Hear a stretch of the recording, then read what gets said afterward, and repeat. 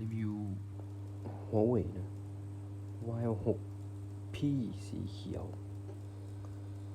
ปกติจะเจอแต่สีม่วงกับสีด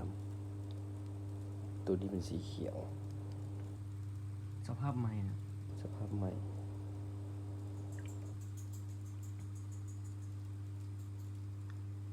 ตัวนี้เหรอที่ผมมีเพจสโตร์มีแต่แอป อันแอปแกลเลอรี่นี่เอาไว้โหลดแทน Play Store เป็นของ Google เลยเป็นของ Huawei ใช่ไหม จะได้อย่างโหลดนี่มีหลายแอปอยู่ครบมีหลายอย่างอยู่ Facebook มันก็มีนี่สเปคตัวเครื่องแมน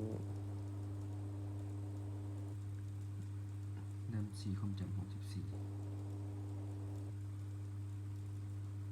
สีเขียว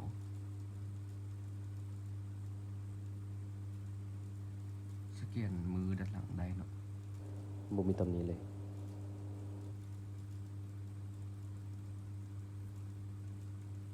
กล้องหน้ากับแจ้งปกติ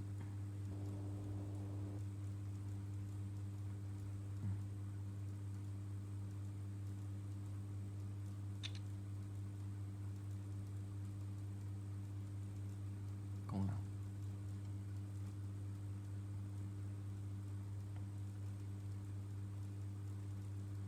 เป็นจะเล่นให้เบิ่งคร่าวๆธรรมดา สิกล้องเสียงปุ่มกด เสียงขึ้นเสียงลง ได้ทุกอย่าง